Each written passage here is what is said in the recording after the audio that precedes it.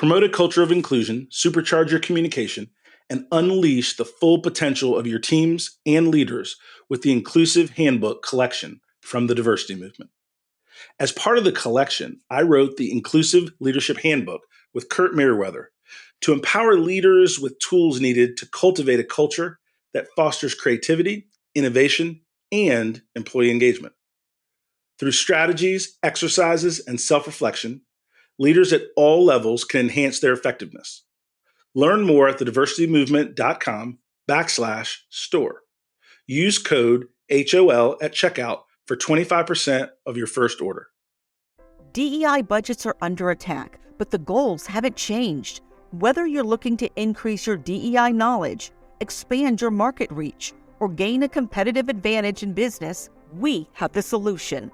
TDM Library is your single source for expert-curated DEI resources, strategies, and solutions, all designed to help you transform your workplace culture and be a more effective contributor. For $9.99 per month, you get access to our searchable subscription-based digital library. There, you'll find articles, practical how-to guidebooks, podcasts, award-winning microvideos, and more than 700 Q&As, designed to help DEI practitioners, thought leaders, and executives create a more inclusive workplace. Whether you prefer to listen, watch, or read, we have the resources for you.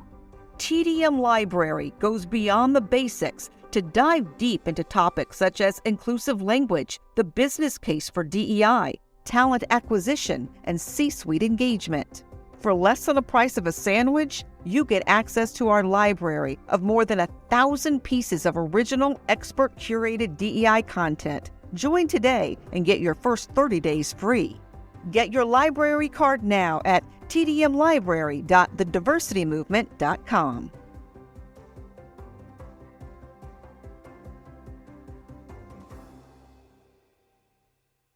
You can't stop me, nothing's gonna stand in my way. Nothing. Welcome to the Donald Thompson Podcast. I am really encouraged today. I have a good friend of mine here with us, entrepreneur, investor, business leader, Mr. Matt Sheehan. Matt, welcome to the show. And thanks so much for having me. One of the things that we like to do on our show, before we dig into kind of the business context and the lessons that we'll learn from one another today, is we want to know you as a person. Take a few minutes and just talk to us about where you're from, your family, things that make you, you. Sure, happy to. Let me start with my wife and my kids now. So I'm happily married to a woman of 15 years, Tricia. I married way up, if you know what that means, rungs above where I am. 3 kids, Kevin, who's 12, Riley, who's 10, and Grady, who's 8. We have a lot of love in the house, a lot of energy, and there's always plenty of stuff going on at home. So that's, I'll start there. Moved to Raleigh area 9 months ago, so I'm still a newbie to the network here, and really loving everybody opening their arms for us. So I think we'll come back to that earlier because I've noticed some things about the atmosphere around here and how welcoming it is. So I want to come back to that in a little bit. Born and raised in a middle-class family, middle-class town, 10 minutes north of Boston. You'll hear a little bit of Boston accent in me, although my brother from Boston says, "You're losing it, kid." So I don't know where I am, a little stranger in all parts. But so loved the middle-class background, a lot of middle-class upbringing and values. My education, Bentley University right outside of Boston, and then Penn State to get my grad degree. I went there for a whole bunch of reasons. I think fate was, that's where I met my wife. Nice. So I'm pretty sure that's why I went. But awesome. Great school. Career has spanned a whole bunch of things, mostly emerging growth companies. I was in home grocery delivery before anybody knew there was such a thing, 25 years ago. So from that perspective, I love the growth stuff. I've been with big companies like IBM, companies like Redbox long before anybody knew what it was, Primo Water, which is publicly traded, and now starting my own. If I can for a minute, Donald, I think a lot about the impact that my parents have had on me, and I wanted to share maybe 3 quick stories. Yeah, please do. I carry so much of them with me today as a leader that I think we'll probably go there today. I wanted to get ahead of that a bit. One was my dad. We heated our house with wood. It's a little bit of oil, but a lot of wood. And so I have these iconic memories of my dad chopping wood in the backyard. One day he came in the house with the axe in his hand, sweating, and he looked at me and he looked at my mom and he said, Maddie, because when you're from Boston, I don't know why, but you put a Y after everybody's name. Okay, so he came in with axe in hand, said, Maddie, it's time. And I knew I was about to go through a ritual, but I wasn't quite sure what it was. And my mom had a concerned look on her face, and my dad said, Bethy, I got it. Puts his arm around me with his left hand, axes in the right hand, and he said, you're 8 years old. We heat this house with wood. It's your time to do your part. So I'm a little freaked out at the point, but I know my dad's putting weight on my shoulders at this point. And he hands me the axe, and he says, I'm going to teach you, and then you're going to cut the rest for the rest of the day. And he did. Now, he ordered a cord of wood. Have you ever split wood before? I have. Yeah. It's a cord. Half a cord is a lot. For an 8-year-old to a cord, I was out there all day long, sweating, tired, blisters, the whole deal. Afterwards, he said, 1, you're now really part of the family. You're doing your part. And 2, I want you to understand that work should be hard, and hard work matters. So I was 8, man, and that was a big impact on me. And so I've carried that along with me forever. And I tell my employees that all the time, that work should be hard. And if it's not hard, we're probably not pushing hard enough. And so that's one story. The second one is my mom. We lost my mom 10 years ago, unfortunately. But so much of who I am and who my family is now is because of my mom. And she would, when I would come home every day from school, she would put me up on the counter. I'm a short guy, right? So put me up on the counter, my feet would dangle, and she would look me right in the eyes and she would say, how was your day? And she would wait for an answer. Now, when you're 8, 9, 7, it doesn't matter. Not all days do you want to answer that for your parents. I'm seeing that in my own kids now. What she taught me was arguably the most important leadership lesson I've ever learned, which is care deeply about the people who you're around and ask them questions that you really mean. So when she asked me, how was your day? She really wanted an answer. She really wanted to know. I've tried to carry that with me for my own team.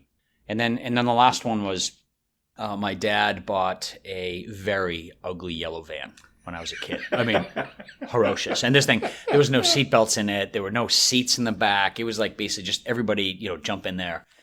And it was an eyesore, but it became this iconic almost treasure in my family because of the bumper sticker that came with it. And it was, the clock of life is wound but once. It's the start of a Robert H. Smith poem. And for me, that has been almost a tattoo in terms of live now, live in the present time. We've lost people in our family, and you never know how long you have, so you have to live it really well. Wow. I mean, that was a leadership lesson, right, in 3 to 4 minutes that weaved family and commitment and what it takes to be successful. You're so thoughtful to share that. And what I would share is how impactful we can be in our own homes to make the changes in our country we want to make. Amen. Right? To slow down and make sure that with all this digital stuff that our kids are into and different things, there's some fundamentals, right, that create successful outcomes that will never change. And the ripple effect of that, it can be one person at a time. I mean, I know sometimes we're looking at our children and we say one thing and that's going to stick with them. I'm talking about my mom and my dad. These are 40-year-old lessons that are still with me. So I think you're right. No, the ripple effects, it could be one person at a time. Totally with you on that. No, that's awesome. Thanks for sharing. One of the things that you've done, and it's probably not the first time you've moved and changed locations in your career, but Raleigh is a new start for you and family. Talk to us a little bit about why Raleigh and then how that experience has been so far. It's been great. We are loving the Triangle area. We live in North Raleigh, and we're absolutely loving it. And I'll tell you that what we looked for in a city is a lot of things I look for in companies, and I'll draw that together in a couple of minutes.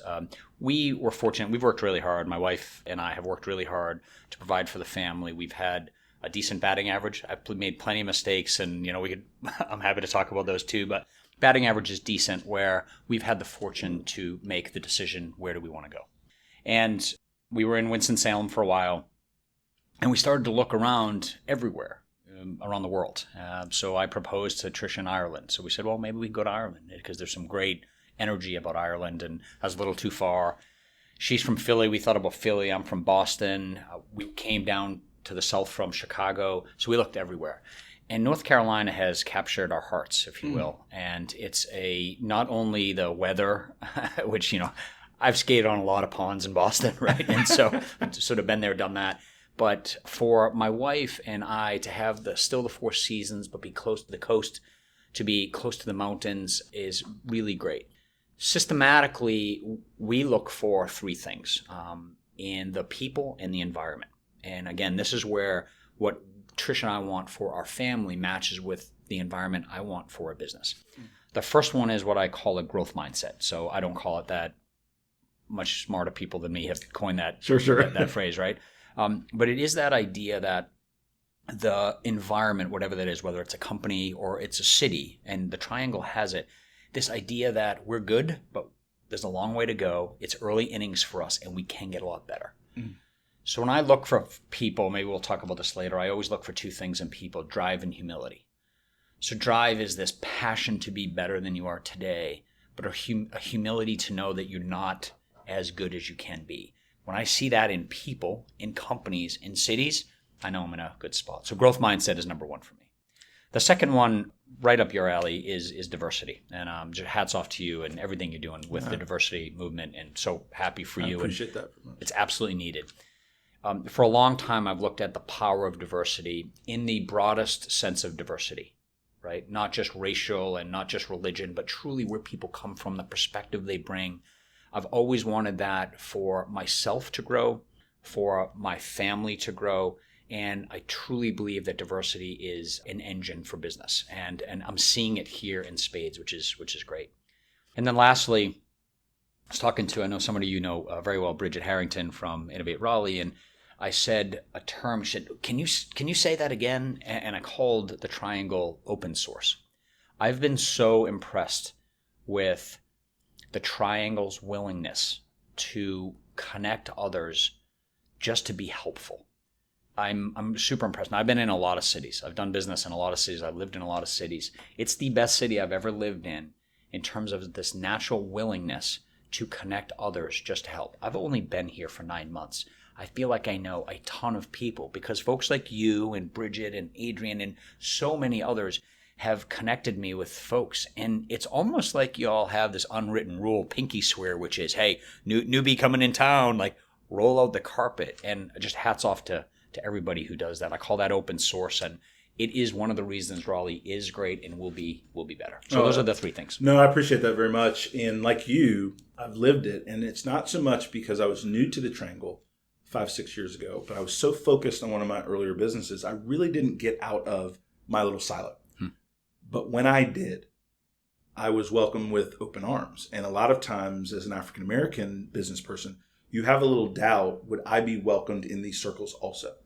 And that proximity that's been created with leaders has really dispelled that for me personally.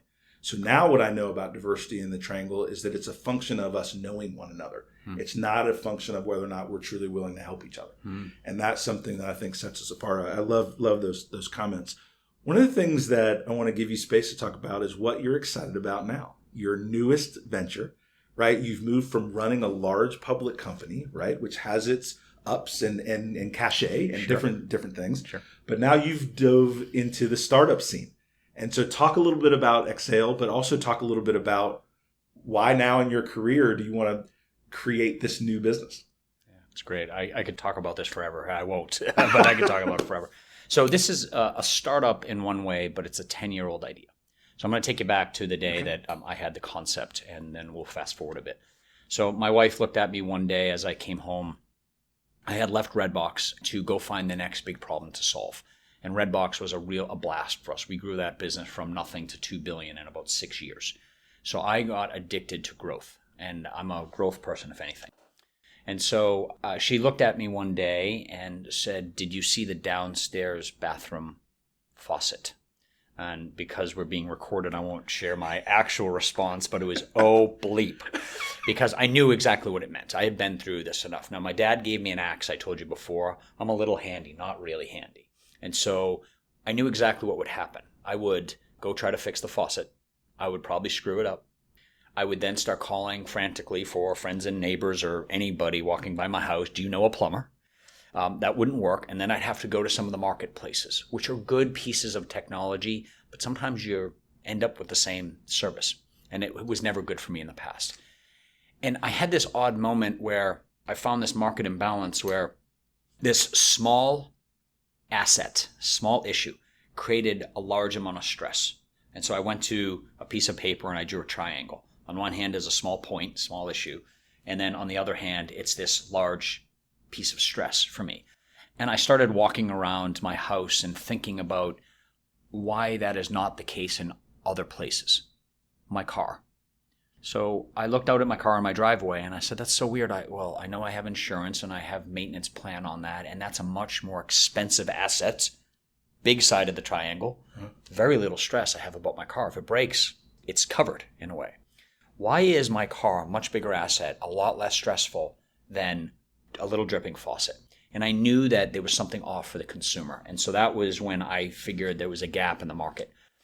Primo Water called to turn the business around, and I got pretty focused on that. But for the last 9 years, I've been emailing myself notes, scratchy pieces of paper, writing on my hand, all about this idea of, can we bring peace of mind to homeowners? So that's the nucleus of the business we've started today and running, and it's growing well, called Exhale. And the business is all about bringing that peace of mind to consumers in a relatively stressful place. And our homes are these great intimate places where we laugh and cry and joy and we grow as families, yet so many of us are not handy. And we don't have what it takes, that we don't have the time, and I'll come back to that, and we don't have the skill to truly maintain and proactively care for our homes like we should. And so that's what we're in to do. 9-year-old idea, almost 10-year-old idea now, really coming to fruition. So I'm really glad, frankly, Donald, it's out of my head at this point and I can bring it to the world, building a killer team, and really excited. So a couple pieces about the business. It's a membership business. We come in and we curate a specific membership plan for you and your home. And I believe that homes are like snowflakes. All are different. You can give me 2 identical homes and put 2 different families in them, come back a year later, and those houses will wear differently. Yep. And so we believe that you won't see pricing on our website. We have to be with you. We have to walk your house. We do a full home inspection, if you will, and then we curate a plan for the services you want. It's a very high-touch service. Our mission is threefold. I believe that mission should have your consumer, your employees, and the community at large. So ours is turn homes into havens, create an inspiring place to work, and serve our community.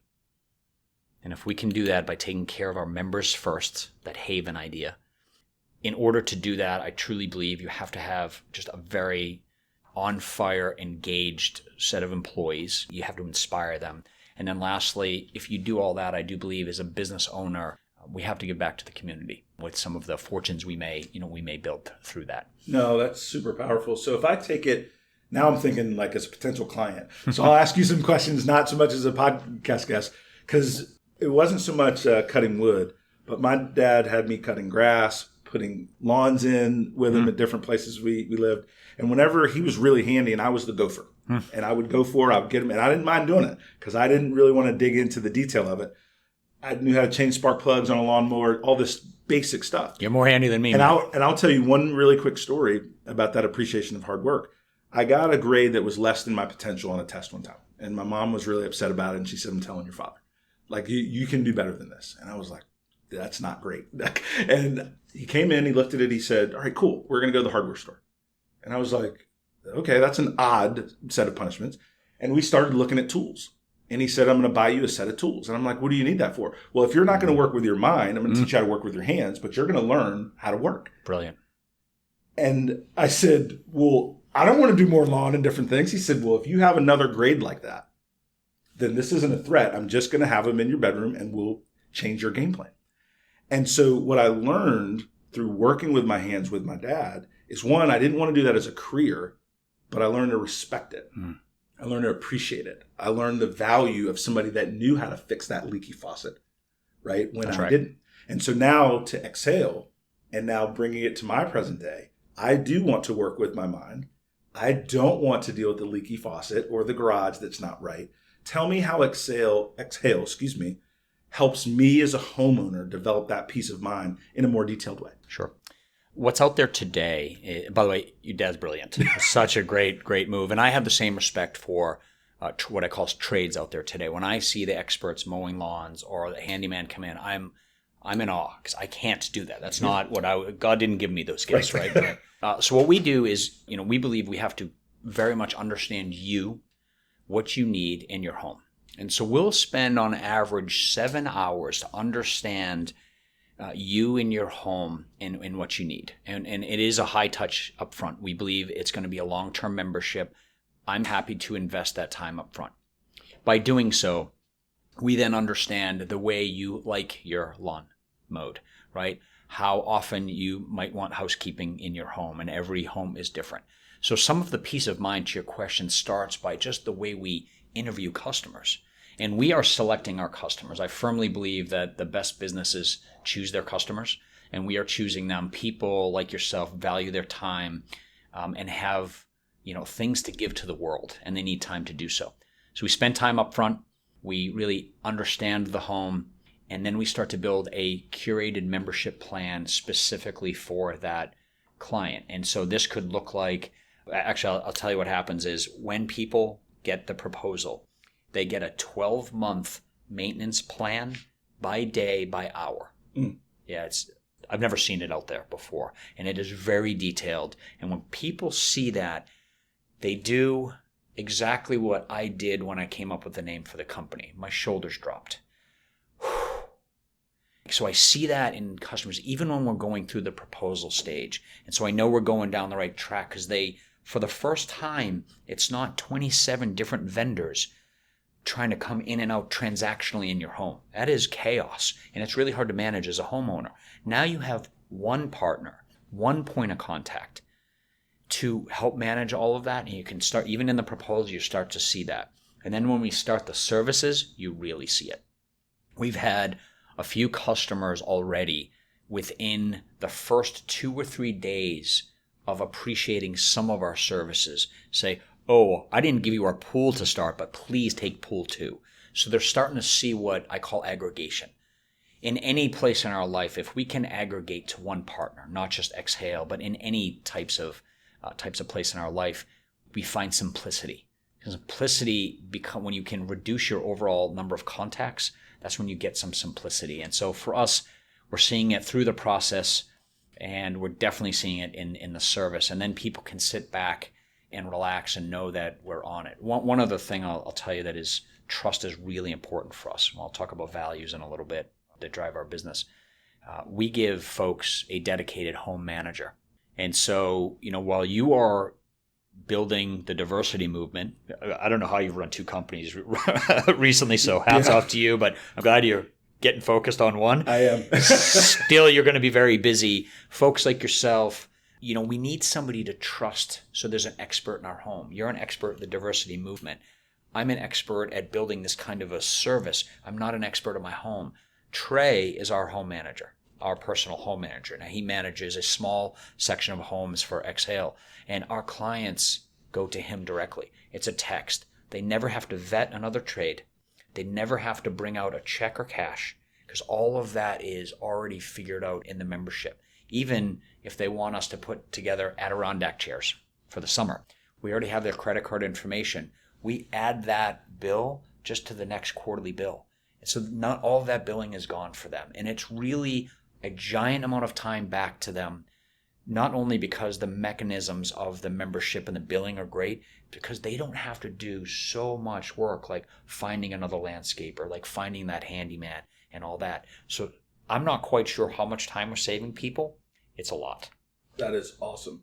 The way that you describe it is easy to see how I, as a business owner, as a leader, can now put more time in the things that I'm truly gifted to do, right? So it's not necessarily just like, what does this service cost? It's what is now my opportunity, yes, right, to go do more of what makes me special.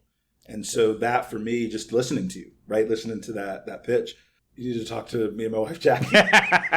Because anytime you get 2 partners that are working really, really hard, right? You're both trying to juggle what's at home, and you don't really do that well, which increases the stress. That's absolutely right. And go from there. So that's a great explanation. Time is so valuable. I think, the pandemic has even taught us that, and folks are really looking at how we spend our time. It goes back to my story about the clock of life is on but once. It is so deep in my core. That's a bit of my gift. If I can help others, you use the word gift, and I love that word. I say often that if we can do our best job at giving people peace of mind and time back, then they'll have more time to give their gifts to the world, whatever it is. Whatever that is, if we can help there, then this is going to be a very fun company to grow, and I'll be super proud of what we're going to do in the future. Oh, that's powerful. Now, in my notes, I want to give you some space to continue on the mission, values, and vision. And so take me through that step, because that's both informative about Exhale, but also for entrepreneurs that are listening, future entrepreneurs, right, about how you've structured that mission so that you can keep your true north. It has become so important to me as a leader, as a person, but it's fact-based that purpose and values-led businesses frankly outperform those that don't have a soul. And so when I say a soul, I say, you said it right, the true north. But that takes work. And so we did it at Redbox, we did it at Primo, and through that, I just firmly believe that soulful companies are the ones who can really grow big and can also withstand the tough days. And I don't know a business that's not going to go through that. But you need to have that center of gravity. Having done this a few times with other companies, the first thing we did, well, let me say this. We're still figuring out the business model at Exhale. It's Sure. early. I know we'll make changes. Apple still makes changes in their business. So business models will adapt and evolve. What can't evolve in my mind is that rock, that nucleus, that true north. And so we set the mission, as I talked about before, with 3 parts, right? Turn homes into havens. And that's the member piece, create an inspiring place to work and serve our community. We wanted a 3-part mission. The second really important piece, before we ever really put a detailed business model together, it was our values. And so my co-founder and I, Sneh Patel, who's a guy that I've worked with over several years at Redbox, brought him into Primo, a lot smarter than me, brilliant at everything. He's a very value-based person as well. So what we did to make sure that our business shared our values, he and I worked really hard on what those values are, and we have 4 of them. So the first one is service excels. We believe strongly that we'll only be successful if we serve our clients and our members well.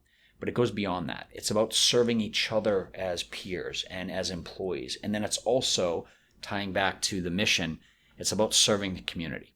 We don't exactly know how we're going to do all those yet. It's a really great, fun, chaotic things Sure. about early stage companies.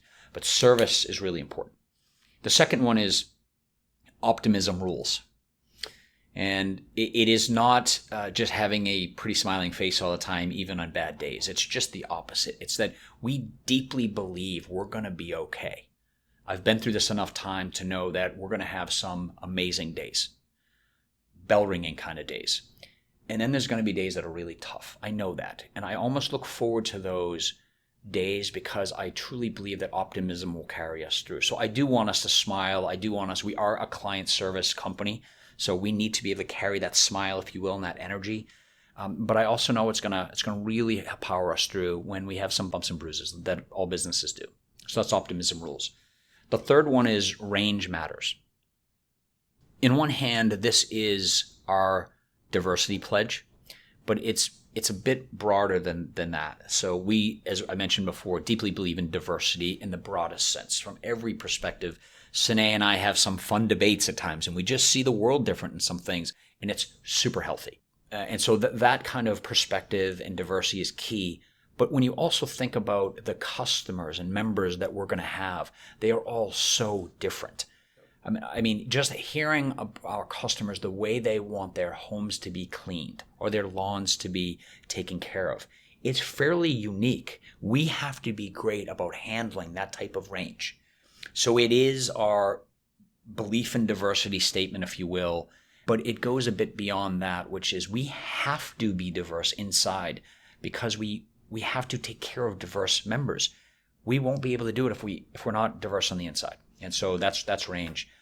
And I believe the foundation of all great businesses, certainly service business, is trust. And so what we say is trust builds.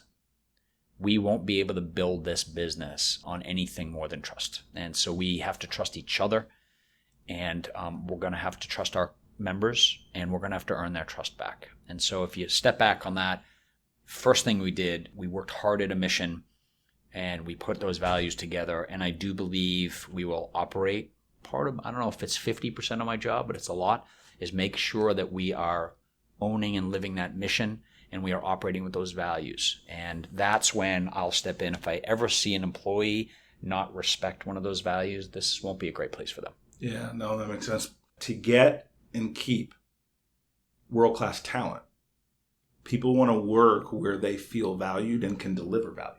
They don't want to just work at a company that's delivering transactions, even if it's a very large company. For sure. They want to be a part of something that makes them feel powerful, makes them feel needed, and the impact in their world is real. And that's really awesome. Let's stop right there.